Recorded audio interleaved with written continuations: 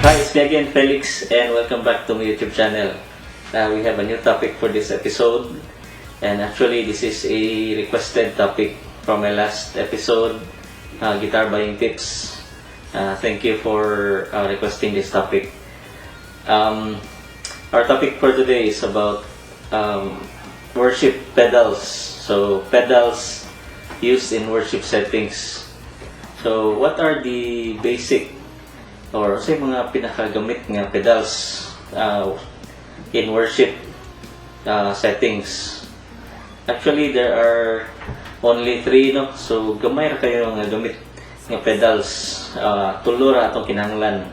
Pwede na kayo nga maka-tukar ta pareho sa mga gipang tukar sa uban nga churches or uban nga groups. The first effect, most useful effect is the overdrive.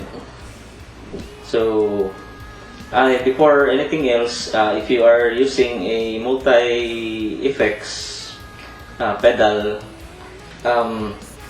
so wala may kuan gyapon na magyapoy overdrive setting sa multi-effects. So you can use overdrive. And so balik na, no? So the first pedal is the overdrive pedal. Overdrive is actually a kanandaan na ni siya nga kuano nga effect na invento before pa 1970s if ako masayop. It is the term overdrive is derived from overdriven tubes. So mga tube amps sa una nga gi-overdriven. So pasabot gi-set siya sa overdriven siya, pasabot gitukar siya, hapit na sa iyang limit. So in the edge of breaking up mo na ilahang kuan, ilang term na. So mo produce ang amplifier of karat nga sound. So mo na overdrive. Actually that is a distortion, technically distortion gyapon. So overdrive is karon nga time is kuano makuha gyapon nato sa tube amps pero makuha pa nato sa pedals. So kasagaran nato kay pedals man siya para makontrol nato ang gain o daghang settings, makontrol na siya. So sa may tingog sa overdrive, an overdrive pedal adds grit and crunch to your raw or your mono signal, no? Kani imong signal nga gikan sa guitar, weak ni mga signal gikan sa guitar, iyan ang dugangan og grit or crunch. So dugangan ni karat palit. So for example, mo ni akong tingog sa akong clean. If I add in overdrive,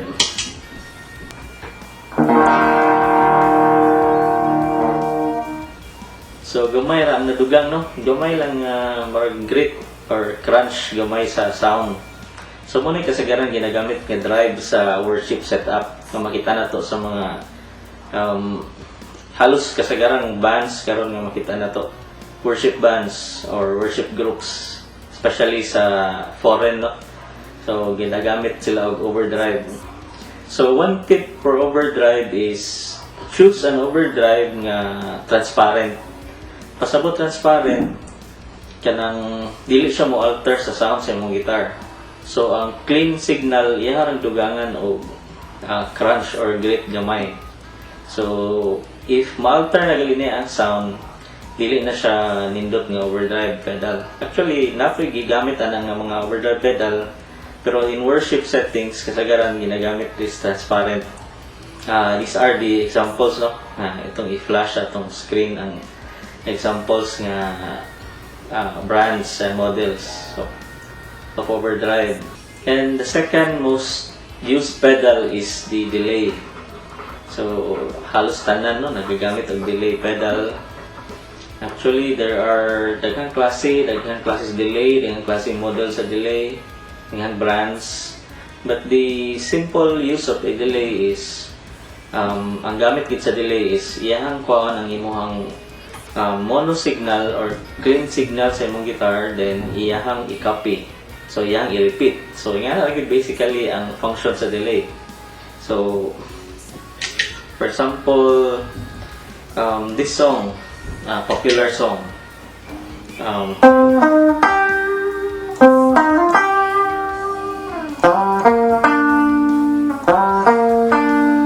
So, walay delay to akong gigamit, no? So, lahira na dungog na to sa original. So, if I play the exactly as the original,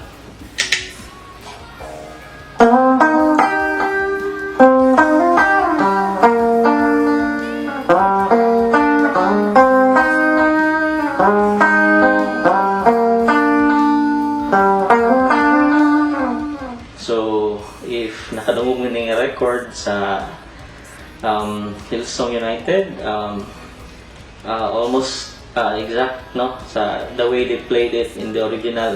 So, they add a delay. So, mapaminaw na ninyo nga na-delay ang guitar. Na tang dang dang dang na mo babilin nga sound. These are the atoy flash ang pinaka mga gamit nga delay pedals nga nasa market karon ang ginagamit tungod sa ilahang nindot nga tone quality o ilahang nindot nga mga settings. Then the third most used pedal nga ginagamit karon sa atong worship settings or worship groups or worship bands is the reverb. Mo kana ang usa sa mga pinakagamit gid nga pedal, no. So what actually is a reverb effect? For the reverb effect, ang gamit lagi daghan kayo nga brand karon ng gawas, no. Daghan kayo nga models, daghan kayo nga klase sa reverb, daghan klase sa reverb effect. But actually, the most basic function sa reverb is ang imong mono signal iyahang i-widen into stereo. And kanang mga lain-lain nga nadunggan na to like shimmer, like swell, mga settings na lang na siya, mga values na lang na siya sa reverb settings. Actually, more gid nga function. Iyang i-widen ang imong signal. So, for example, this song, this popular song, kuan sa nako o reverb na.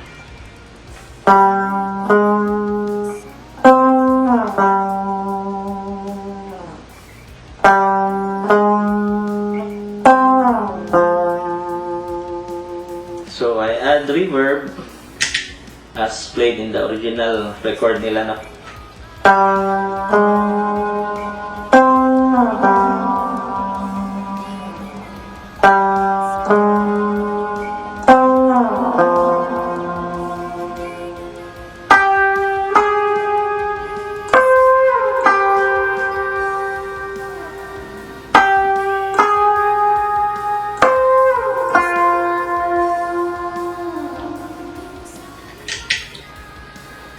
So, lahi ra gid, no, o na effects. It adds shimmer, labi na reverb, it adds shimmer to the mix of your guitar sound. Then for the delay, it copies your raw clean guitar signal to add impression ng daghan nga tukar.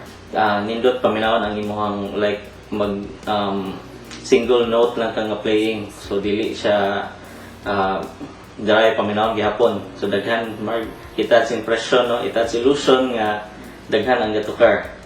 Then for the overdrive,